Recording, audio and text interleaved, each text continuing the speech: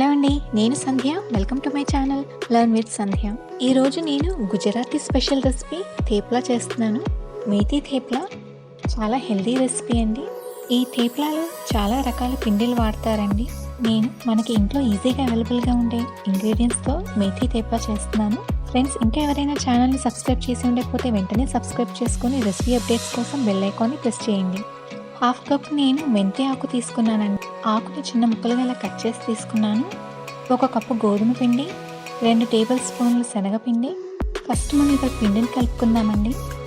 ఒక mixing bowl తీసుకొని అందులో గోధుమ పిండిని వేసుకున్నాను.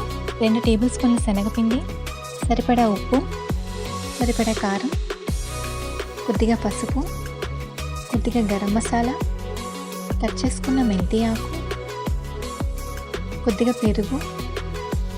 నేను ఇక్కడ 3 నుంచి 4 టేబుల్ స్పూన్లు పెరుగు వాడాను. ఒకసారి అంతా కలుపుకోవాలండి.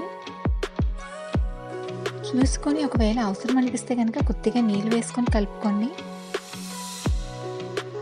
మెంతి ఆకులో ఉండే తేమ, ఇంకా మనం పెరుగు కూడా వాడాం కదండి, సో నీళ్ళని కొద్దిగా చూసుకొని వేసుకొని కలుపుకోవాలి.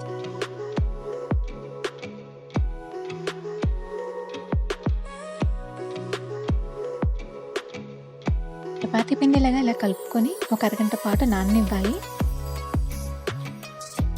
పిండి నానిన తర్వాత ఇలా చిన్న చిన్నగా మనకు ఉండలుగా తీసుకొని బాల్స్ చేసుకోవాలి. ఇప్పుడు వీటిని ఒత్తుకుందామండి. చపాతీ పీట పైన కొద్దిగా పిండిని వేసుకున్నాను. ఇప్పుడు మనం ఉండల కింద చేసుకున్న ఒక్కొక్క ఉండని తీసుకొని ఇలా చపాతీలాగా ఒత్తుకోవాలి. థేప్లాలో రకరకాల పిండిలు కూడా వాడతారండి. మిల్లెట్స్ పిండిలు కూడా వేస్తూ ఉంటారు. శనగపిండి, ఇంకా రకరకాల పిండిలు వాడడం వల్ల మనకి చపాతీ ఒత్తేటప్పుడు ఇలా మనకి ఎడ్జెస్ కొద్దిగా బ్రేక్ అయ్యే అవకాశం ఉంటుంది. పిండిని కొద్దిగా చల్లుకుంటూ ఇలా అన్నీ మనం ఇలా చపాతీస్ని ఇలా ఒత్తుకోవాలి. ఇప్పుడు వీటిని ఒక్కొక్కటిగా కాల్చుకుందామండి.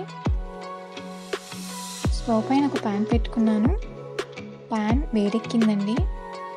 ఇప్పుడు మనం తయారు చేసుకున్న ఈ థేప్లాని వేసుకొని కొన్ని సెకండ్స్ తర్వాత ఇంకొక వైపు తిప్పుకోవాలి. ఇలా బబుల్స్ కింద మనకి చపాతీ పైన కనిపిస్తుంటుందండి. అలా కనిపించిన తర్వాత ఇంకొక వైపు టర్న్ చేసుకొని నూనె వేసుకొని ఇలా కాల్చుకోవాలి. నూనెని వేసుకొని 2 వైపులా ఇలా కాల్చుకోవాలండి. ఇలాగే అన్ని చపాతీలని నూనె వేసుకొని ఇలా 2 వైపులా కాల్చుకొని తీసుకుందాం.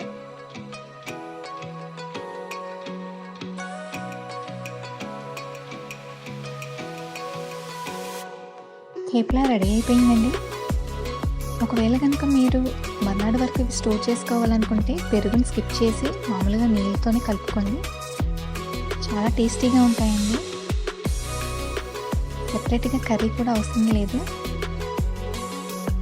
వీటిని కర్డ్తో మనం సర్వ్ చేస్తే చాలా బాగుంటుందండి. చాలా హెల్దీ కూడా.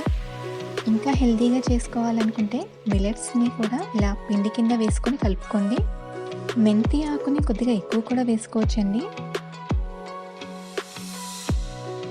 మీరు కూడా వెంటనే ఈ రెసిపీని ట్రై చేసి ఎలా వచ్చిందో నాకు మీ ఫీడ్బ్యాక్ని షేర్ చేయండి. ఫ్రెండ్స్, ఇలాంటి different and tasty and healthy రెసిపీస్ని మిస్ అవ్వకుండా ఉండాలంటే వెంటనే ఛానల్ని సబ్స్క్రైబ్ చేసుకొని రెసిపీ అప్డేట్స్ కోసం బెల్ ఐకాన్ని ప్రెస్ చేయండి. మీకు కనుక ఒకవేళ నేను చేసే రెసిపీస్ నచ్చినట్లయితే వీడియోస్ని లైక్, షేర్ అండ్ కామెంట్ చేయడం మాత్రం మర్చిపోవద్దు. Thank you for watching.